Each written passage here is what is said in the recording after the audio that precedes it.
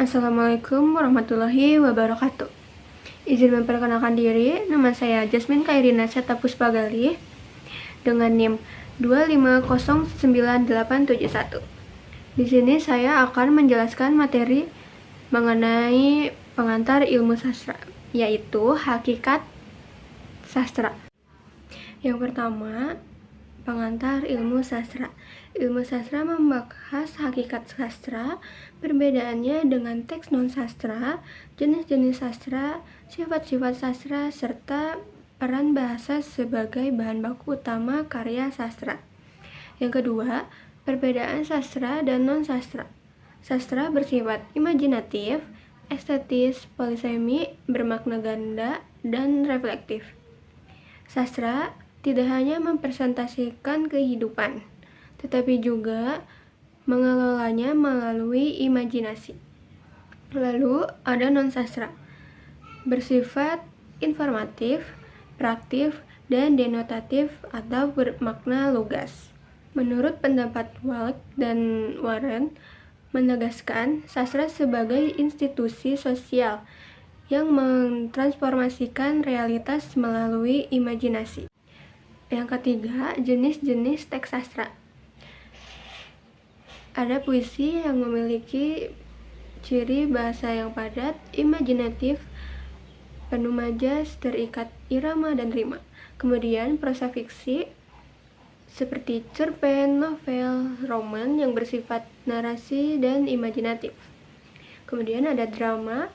Drama disajikan melalui dialog, konflik, dan pementesan. Jenis-jenis ini menunjukkan keragaman bentuk ekspresi sastra. Yang keempat, sifat-sifat sastra. Sastra memiliki sifat imajinatif, estetis, fiksional, universal, polisemi, dan reflektif.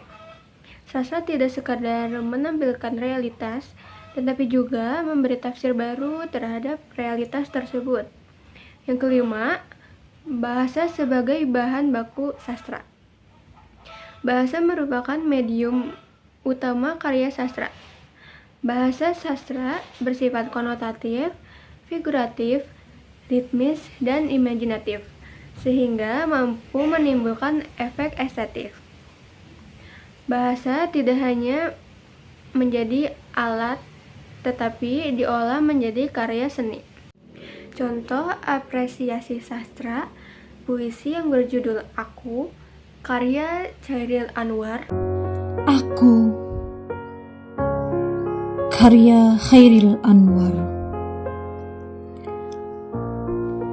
Kalau sampai waktuku, ku mau tak seorang kan merayu, tidak juga kau, tak perlu sedu-sedan itu. Aku ini binatang jalang, dari kumpulannya terbuang.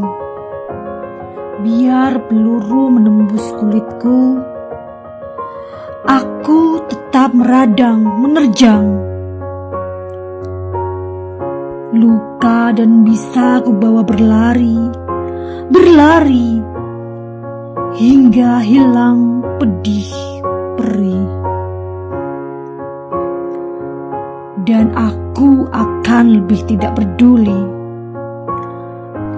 Aku mau hidup 1000 tahun lagi. Merupakan karya sastra yang kuat dalam mengekspresikan semangat individualisme dan kebebasan manusia.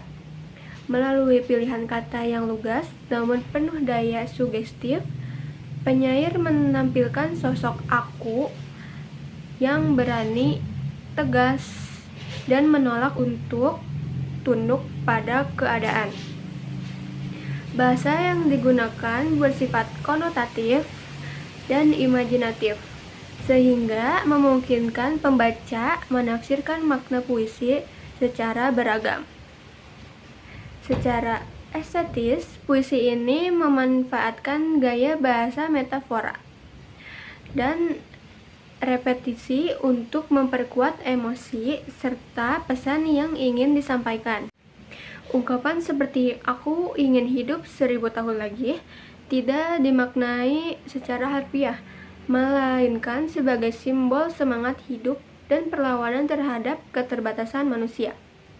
Hal ini menunjukkan sifat polisemi dalam karya sastra. Dari segi nilai, puisi aku merefleksikan pergulatan batin manusia dalam mencari jati diri dan kebebasan. Puisi ini tidak hanya menghadirkan pengalaman pribadi sang penyair, tetapi juga bersifat universal karena dapat dirasakan oleh pembaca lintas zaman. Dengan demikian, puisi aku layak diapresiasi sebagai karya sastra yang estetis, reflektif, dan penuh makna.